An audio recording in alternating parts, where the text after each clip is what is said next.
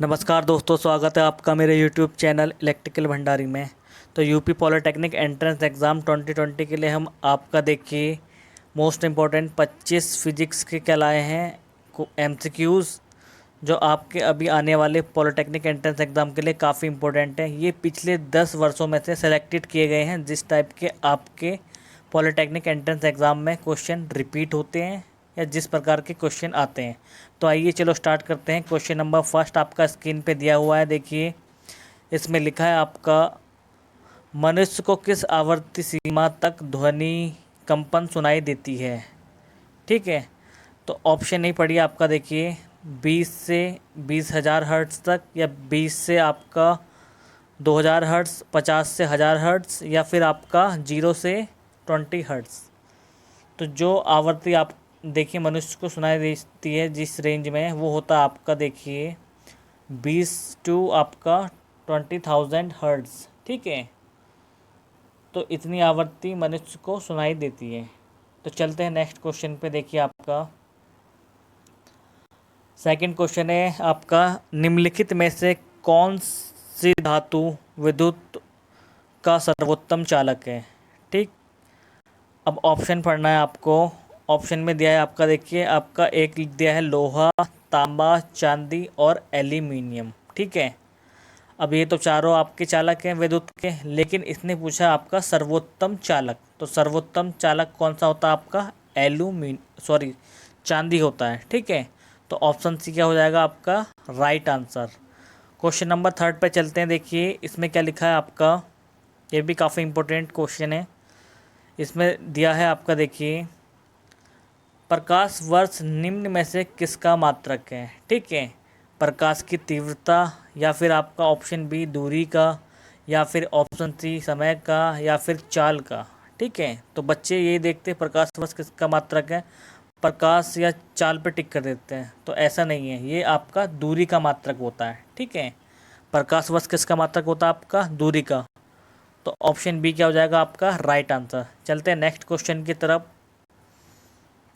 ये देखिए इस पे लिखा है आपका, एक पानी से भरे गिलास के अंदर उसके तल पर रखा हुआ सिक्का किस कारण से तल से उच्च बिंदु पर प्रतीत होता है। यानी कि कहने का मतलब है, कोई गिलास है, ठीक है, उसके अंदर पानी भरा है और एक सिक्का रखा हुआ है गिलास के अंदर, तो वो अपनी स्थिति से कुछ ऊपर की तरफ दिखता है। तो आपने देखिए प्रकाश का अपवर्तन का नियम पढ़ा होगा। जब देखिए कोई भी पारदर्शी आपका माध्यम होता है, उसमें किरण आपतित होती है, ये आपका अभिलंब होता है। ठीक है, तो किरण को निकलना कैसे था आपका सीधे, और ये क्या होता है आपका अभिलंब की तरफ को झुक जाती है कुछ। ठीक है, तो अभिलंब की तरफ झुक जाती है, लेकिन किरण को निकलना क्या था, ऐसा इस तरफ से। तो ये नियम आपका कौन सा होता है, प्रकाश का अपवर्तन नियम, जिसमें क्या होगा आपका, देखिए इसी प्रकार से सिक्का रखा हुआ होगा, लेकिन वो कुछ सतह से ऊपर की तरफ दिखाई पड़ती हैं। तो ऑप्शन ही पढ़िए आपका प्रकाश के अपवर्तन के कारण होता है। ठीक है, तो इसमें क्या होता है, वस्तु जो उसकी स्थिति है उससे कुछ ऊपर की तरफ दिखाई देगा। ठीक है, इसी नेक्स्ट क्वेश्चन 5 आपको क्या दिया हुआ है इसमें। इसमें लिखा आपका, गेंद को किस कोण से फेंका जाए कि वो अधिकतम दूरी प्राप्त करे। ठीक है, कहने का मतलब है कोई गेंद है, चाहे क्रिकेट की ले लो, उसे हम किस एंगल से फेंकें कि वो आपका मैक्सिमम दूरी प्राप्त करें। ठीक है, तो मान लो 37 से अगर हम 45 के एंगल पे किसी भी वस्तु, गेंद या कुछ भी हो, आपका एंगल 45 से फेंकते हैं, तो वो क्या होगा आपका मैक्सिमम। ठीक है, 37 से 45 डिग्री के कोण पर फेंकें तो वो मैक्सिमम क्या होगी आपकी दूरी प्राप्त करेगी, यानी कि अधिकतम दूरी प्राप्त करेगी। अब देखिए ऑप्शन ए पढ़िए, 37 से 45 का कोण, तो ऑप्शन ए क्या हो जाएगा आपका राइट आंसर। ठीक है, तो आपको समझ में आया होगा। चलते हैं नेक्स्ट क्वेश्चन की तरफ। 6 क्वेश्चन देखिए आपका, इसमें लिखा है आपका, प्रकाश के चिकने पृष्ठ से टकराकर वापस लौटने की घटना को क्या कहते हैं। ठीक है, ये कोई चिकना पृष्ठ मान लिया हमने। ठीक है, अब यहाँ क्या हुआ आपका, प्रकाश आया और सीधा निकल गया। ठीक है, तो ये होता आपका प्रकाश का परावर्तन। इसमें ये एंगल क्या होता है, इस एंगल के बराबर होगा। ठीक है, तो ये होता आपका प्रकाश का परावर्तन। ठीक है, ऑप्शन बी क्या हो जाएगा आपका, देखिए सटीक आंसर एकदम राइट। चलते हैं नेक्स्ट क्वेश्चन पे। आपका नेक्स्ट क्वेश्चन में क्या लिखा है 7 में आपका, ध्वनि की तीव्रता की इकाई है, यानी कि यूनिट बतानी है आपकी, ध्वनि की तीव्रता की यूनिट बतानी है। ठीक है, वो होती है आपकी डेसिबल, या फिर हम डीबी कहते हैं, शॉर्ट में लिखेंगे डीबी। ठीक है, क्या होती है आपकी डेसिबल, आपको याद रखनी है। ऑप्शन ए क्या हो जाएगा इसका राइट आंसर। चलते हैं नेक्स्ट क्वेश्चन की तरफ। अब इसमें लिखा आपका देखिए, गुरुत्वाकर्षण का सिद्धांत किसने दिया या किसने प्रतिपादन किया। ठीक है, क्वेश्चन नंबर 8 में दिया है आपका, गुरुत्वाकर्षण का सिद्धांत किसने दिया। तो आपको पता होगा ये दिया आपका आइजैक न्यूटन ने। ठीक है, तो ऑप्शन ए क्या हो जाएगा इसका राइट आंसर एकदम। ऑप्शन ए क्या हो गया आपका करेक्ट आंसर। आइजैक न्यूटन ने क्या दिया आपका, गुरुत्वाकर्षण का सिद्धांत। ठीक है, अब क्वेश्चन नंबर 9 देखिए, इसमें क्या लिखा है आपका, दूरबीन का आविष्कार किसने किया। ठीक है, एडिसन तो नहीं होगा, इसने तो बल्ब का किया था। ठीक है, तो ऑप्शन ए कट हो जाएगा। न्यूटन आपको बताया, आइजैक न्यूटन, अभी न्यूटन लॉ दिए, और आपका गुरुत्व ठीक है, तो ग्राम बेल, ऑप्शन सी ये भी गलत हो जाएगा, इन्होंने ग्रामोफोन का आविष्कार किया। ऑप्शन डी क्या हो जाएगा, इनमें से कोई नहीं, क्योंकि दूरबीन का आविष्कार किसने किया था आपका, गैलीलियो ने। ठीक है, आपको याद रखना है, दूरबीन का आविष्कार गैलीलियो ने किया था। ठीक है, इस ऑप्शन में गैलीलियो दिया नहीं, तो ऑप्शन डी क्या हो जाएगा आपका, इनमें से कोई नहीं, एकदम करेक्ट आंसर। ठीक है, चलते हैं नेक्स्ट क्वेश्चन की तरफ। क्वेश्चन नंबर 10 आपका देखिए स्क्रीन पर दिया हुआ है, इसमें लिखा है आपका, वर्षा की बूंदों का आकार गोल क्यों होता है। ठीक है, तो वर्षा की बूंदों का आकार गोल क्यों होता है, द्रव का घनत्व के कारण आपका, यानी कि डेंसिटी के कारण, या फिर वायुमंडलीय दाब के कारण, या फिर गुरुत्वाकर्षण बल के कारण, या फिर आपका ऑप्शन डी क्या है, पृष्ठ तनाव के कारण। तो ए भी गलत, बी भी गलत, आपका सी भी गलत, ऑप्शन डी क्या हो जाएगा एकदम राइट आंसर। ठीक है, पृष्ठ तनाव के कारण क्या होता है, जो वर्षा की बूंद होती हैं उनका आकार क्या होता है, गोल होता है एकदम, देखा होगा आपने। ठीक है, अब देखिए पृष्ठ तनाव आपका हम टी से डिनोट कर देते हैं। ठीक है, ये होता आपका प्रति एकांक लंबाई पे लगने वाला आपका बल। ठीक है, तो टी इक्वल टू हो जाएगा फोर्स अपॉन लेंथ। ठीक है, तो इसकी यूनिट काफ़ी इंपॉर्टेंट है आपका, पृष्ठ तनाव की यूनिट होती है आपकी, ठीक है, एफ, यानी कि फोर्स की होती है आपका न्यूटन पर मीटर। ठीक है, काफ़ी इंपॉर्टेंट यूनिट है, याद कर लेना। पृष्ठ तनाव की यूनिट क्या हो जाएगी आपका, न्यूटन पर मीटर। ठीक है, अब नेक्स्ट क्वेश्चन की तरफ चलते हैं 11 की तरफ। ये भी काफ़ी इंपॉर्टेंट क्वेश्चन है आपका, देखिए इसमें लिखा है, ट्रांसफार्मर का कार्य क्या होता है। ठीक है, तो ट्रांसफार्मर का जनरली कार्य क्या होता है, मेनली जो कार्य होता है उसका, एसी क्वांटिटी को या तो वो स्टेप अप और स्टेप डाउन कर सकता है, यानी कि कहने का मतलब एसी वोल्टेज को वो क्या करता है आपका, ठीक है, तो वो एसी वोल्टेज को बढ़ाता है और घटा भी सकता है। तो ऑप्शन में कहीं लिखा है, तो ऑप्शन ए पढ़िए, एसी को डीसी में बदलना, ये तो गलत हो जाएगा, ये ट्रांसफार्मर का कार्य नहीं होता आपका, ये होता आपका रेक्टिफायर का काम। ठीक है, एसी को डीसी में चेंज करना। ऑप्शन बी देखिए आपका, देखिए डीसी को एसी में बदलना, ये आपका कन्वर्टर्स का काम हो जाएगा, ये भी आपका गलत हो जाएगा, या फिल्टर का काम। ठीक है, ऑप्शन सी पढ़िए आपका, देखिए एसी वोल्टेज को उच्च तथा निम्न करना। तो क्या होता आपका, ऊंचाई तथा अपचाई, यानी कि एसी वोल्टेज को ये बढ़ा भी सकता है आपका, घटा भी सकता है, स्टेप अप स्टेप डाउन दोनों कर सकता है। ठीक है, तो ऑप्शन सी क्या हो जाएगा आपका राइट आंसर। चलते हैं नेक्स्ट क्वेश्चन की तरफ। आपका क्वेश्चन नंबर 12 में लिखा है आपका, देखिए बल्ब में प्रयुक्त की जाने वाली गैस है। तो आपको याद रखना है, जो बल्ब में प्रयुक्त की जाती है गैस, वो होती है आपकी ऑर्गन। ठीक है, तो अक्रिय गैस होती है वो। ऑप्शन सी क्या हो जाएगा आपका राइट आंसर। ठीक है, कौन सी गैस होती है, अक्रिय गैसें होती हैं, ऑर्गन। ठीक है, और इसे हम बल्ब में प्रयुक्त करते हैं। क्वेश्चन नंबर 13 पढ़िए, देखिए इसमें लिखा है, कौन जो कोई हमारी आँख पर बनाती है, जो कोई वस्तु हमारी आँख पर बनाती है। ठीक है, यहाँ से वस्तु गायब है आपका शायद। ये वस्तु होगा, ठीक है। कोण जो कोई वस्तु हमारी आंख पर बनाती है कहलाता है, तो क्या कहलाएगा वो? समकोण नहीं। समकोण तो पता है आपको, राइट एंगल होता है, ठीक है, 90। क्रांतिक कोण ये क्रिटिकल एंगल होता है, ये भी नहीं होगा आपका, ठीक है, इसे ये भी गलत हो जाएगा। वो कहलाता है आपका कोण जो कोई वस्तु हमारी आंख पर बनाती है, उसे हम दर्शन कोण कहते हैं, ठीक है, ये आपको याद रखना है। तो ऑप्शन सी क्या हो जाएगा आपका राइट आंसर, ये होता है आपका दर्शन कोण। क्वेश्चन नंबर नेक्स्ट 14 पे देखते हैं आपका, देखिए आवेश प्रवाह होता है। आवेश का प्रवाह क्या होता है आपका? तो ये देखिए कार्य गलत, ठीक है, F इंटू डी होता है आपका कार्य, ये भी गलत हो जाएगा। ऑप्शन बी पढ़िए ऊर्जा, ये भी गलत हो जाएगा। ऑप्शन सी बचता आपका। तो आवेश का प्रवाह क्या होता है आपका? धारा। तो Q बराबर क्या कहते हैं हम, देखिए IT। तो I इक्वल टू क्या होगा आपका? Q अपॉन T, यानी कि करंट क्या होता है आपका? आवेश का प्रवाह Q बाई T, ठीक है। Q माने आवेश, T माने टाइम। प्रति सेकंड बहने वाला क्या आवेश होगा आपका? धारा। आई इसको क्या कहते हैं हम? धारा। एम्पियर, इसका मात्रक एम्पियर में होता है, ठीक है। कूलम पर सेकंड भी कह सकते हैं, ठीक है, इसका मात्रक। ये भी आपको याद रखना, काफ़ी इंपॉर्टेंट पॉइंट है।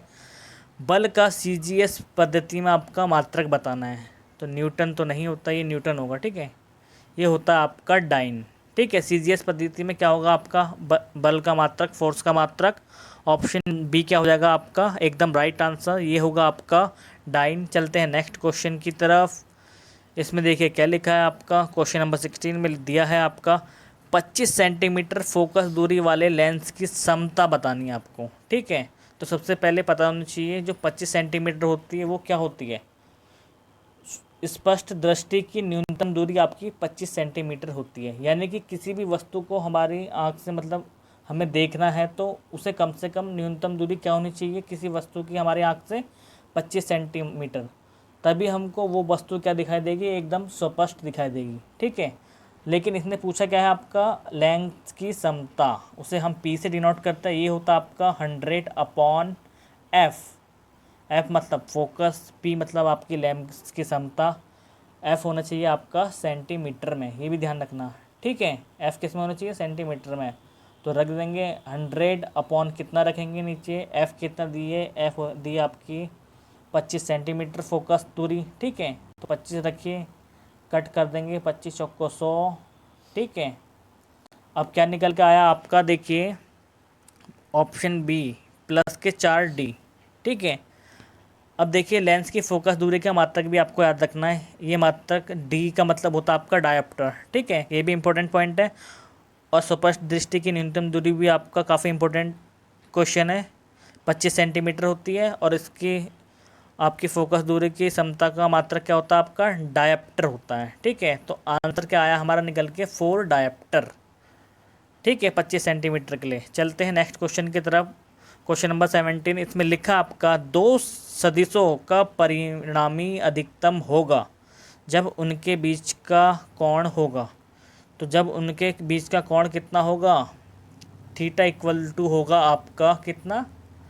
0 डिग्री, क्योंकि कॉस थीटा की वैल्यू यानी कॉस 0 की वैल्यू कितनी होती है आपकी? 1, ठीक है। कॉस 0 डिग्री की वैल्यू कितनी होती है आपकी? 1। यानी कि देखिए परिणामी का फॉर्मूला लिख देता हूँ मैं आपका यहाँ पे इसे रफ करके। ये होता है आपका R। जब कोई AV वस्तु आपका, सॉरी, ठीक है, हाँ, A और B आपका कोई किरण थीटा एंगल पे दी हो, यानी कि जब कोई दो सदिश आपका थीटा एंगल पे दिया हो, AB मान लेते हैं, तो उसका फॉर्मूला होता है परिणामी का A² B² प्लस के 2AB, ठीक है, प्लस के 2AB कॉस थीटा, ठीक है। अब ये पूछा है इनने R मैक्सिमम कब होगा? जब थीटा की वैल्यू कितनी होगी आपकी? 0 डिग्री, ठीक है। आई होप इससे समझ में आ रहा होगा आपको। तो ऑप्शन ए क्या हो जाएगा आपका? राइट आंसर एकदम, ठीक है। अब चलते हैं क्वेश्चन नंबर नेक्स्ट 18 की तरफ। ये भी मोस्ट इंपॉर्टेंट क्वेश्चन है इस टाइप का आपके लिए। इसमें लिखा है देखिए आपका A और B के बीच प्रभावी प्रतिरोध बताना होगा, प्रतिरोध होगा, सॉरी, ठीक है। तो अब आप ये देख रहे होंगे, देखिए ये आपको दिख रहा होगा, आपका चित्र स्पष्ट दिखाई दे रहा होगा इसमें। तो ए और बी के बीच में क्या निकालना है आपको, तुल्य प्रतिरोध निकालना है। ठीक है, तो अब ये देखिए क्या बन रहा है आपका, ये बन रहा है गैल्वेनोमीटर। अब इसमें देखिए अगर आपका ये वाली भुजा, आमने सामने वाली भुजाएं देखिए इनका मल्टीप्लिकेशन इक्वल है होगा, ये तो इक्वल है आपका 10 इंटू 10 100, 10 इंटू 10 100। अगर इक्वल होगा तो ये क्या होगा आपका, बैलेंस कंडीशन में होगा आपका। ठीक है, गैल्वेनोमीटर। तो ये जो बीच में आपका 10 ओम दिया है का रजिस्टेंस दिया है, ठीक है, तो 10 ओम का रजिस्टेंस दिया है, ये क्या हो जाएगा कट। आपका केवल क्या बचेगा, ये 4 बचेंगे। ठीक है, ये वाले 4 रजिस्टेंस।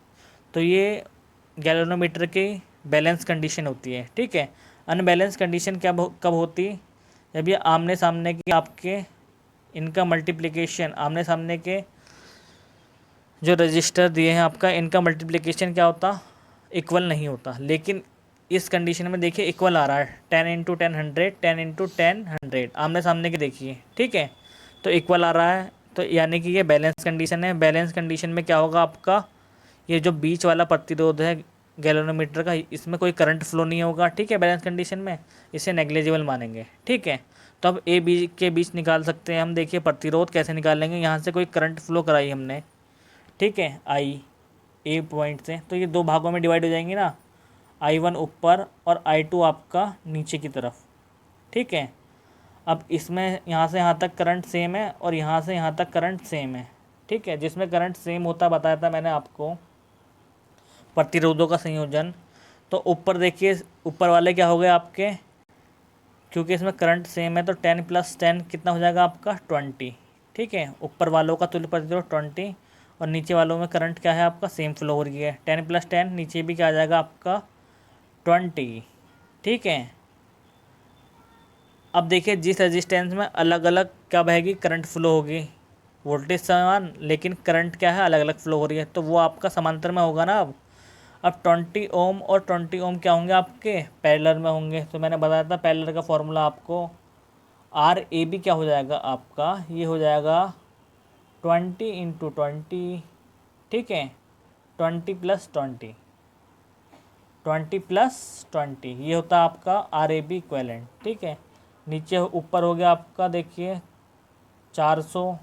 ठीक है, नीचे कितना हो गया आपका 40, तो इससे डिवाइड कर देंगे आपका, देखिए 0 से 0 कट, 4 से 4 कट, कितना बच गया आर ए बी आपका 10 ओम। ठीक है, 10 ओम कहीं दिया है आपका, ऑप्शन ए क्या हो जाएगा आपका राइट आंसर। आई होप आपको समझ में आया होगा अच्छे से। देखिए चलते हैं नेक्स्ट क्वेश्चन की तरफ आपका। अब इसमें क्या दिया है आपका, देखिए 0.310 और फिर आपका दिया 10⁻³ में सार्थक अंकों की संख्या होगी। ठीक है, तो कितनी होगी, देखिए पॉइंट हटाएंगे हम, पॉइंट हटाया हमने, कितने अंक पीछे ले गए हम, पॉइंट 1 2 अंक, तीसरे अंक की तो 0 है, अगर 0 के बाद कोई हमारी डिजिट नहीं होती, ठीक है, तो हम वहीं पे पॉइंट रोक लेते हैं 0 से पहले। ठीक है, तो हमारा कितने अंक पीछे आया, पॉइंट 2 अंक। इसका मतलब क्या हो जाएगा आपका, सार्थक अंकों की संख्या 2 हो जाएगी। ठीक है, तो चलते हैं नेक्स्ट क्वेश्चन पे आपका। देखिए इसमें क्या दिया है आपका, दूरदृष्टि दोष को दूर करने के लिए उपयोग में लाते हैं।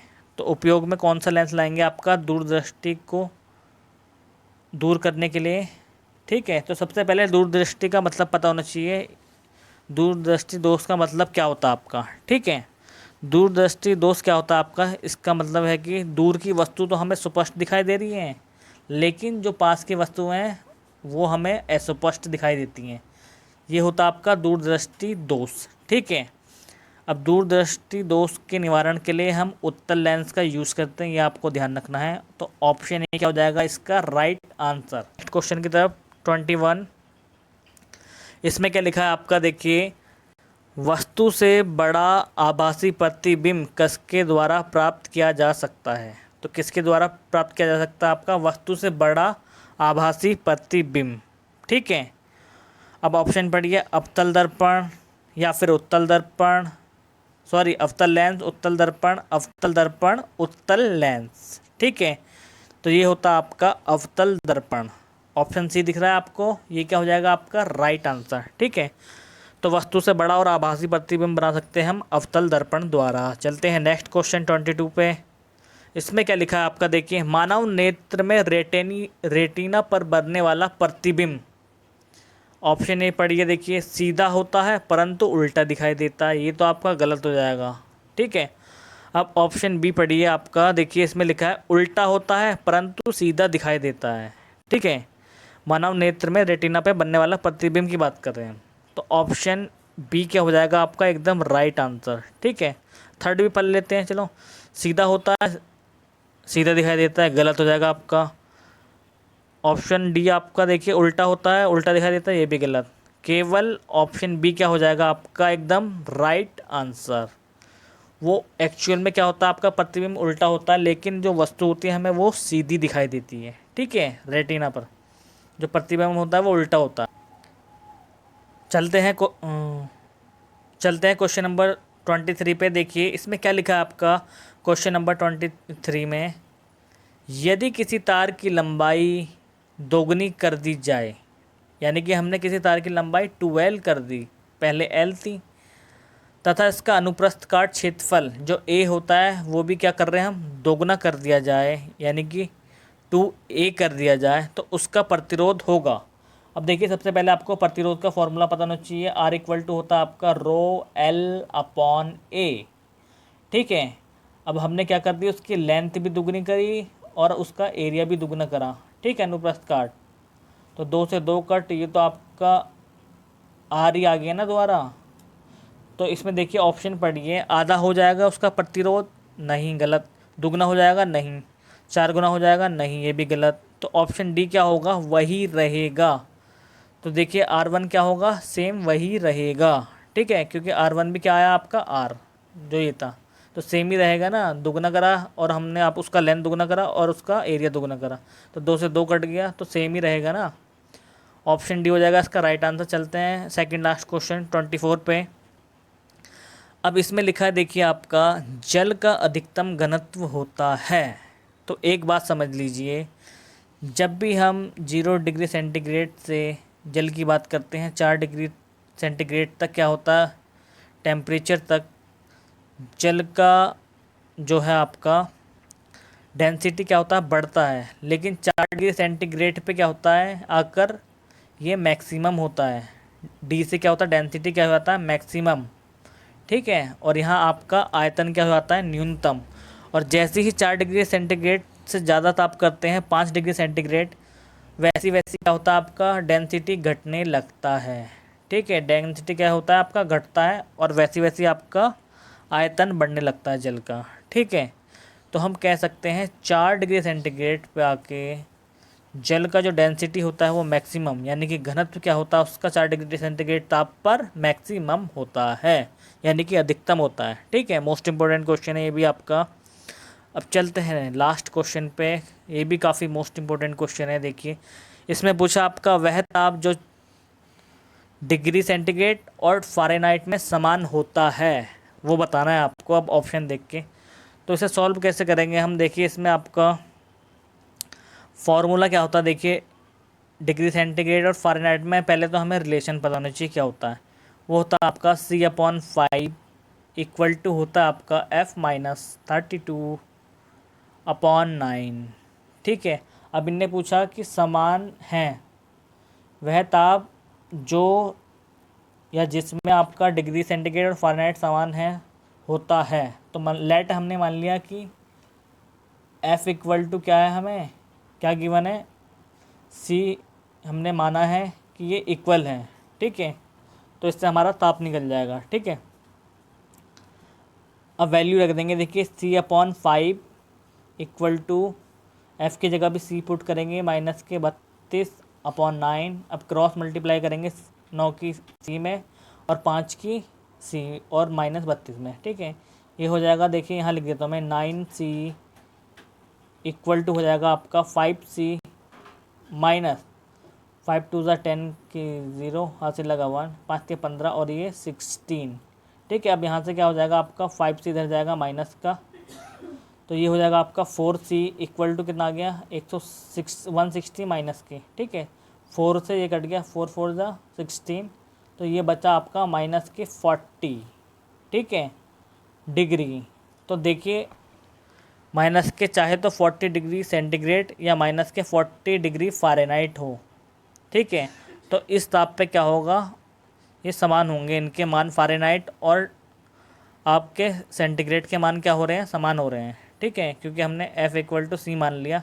तो -40 फ़ारेनहाइट या फिर डिग्री में क्या होंगे, फ़ारेनहाइट और डिग्री सेंटीग्रेड में क्या होंगे, इनके मान समान होंगे उस ताप के, ठीक है। तो ऑप्शन सी देखिए आप, -40 डिग्री सेंटीग्रेड या फिर -40 डिग्री सेंटीग्रेड।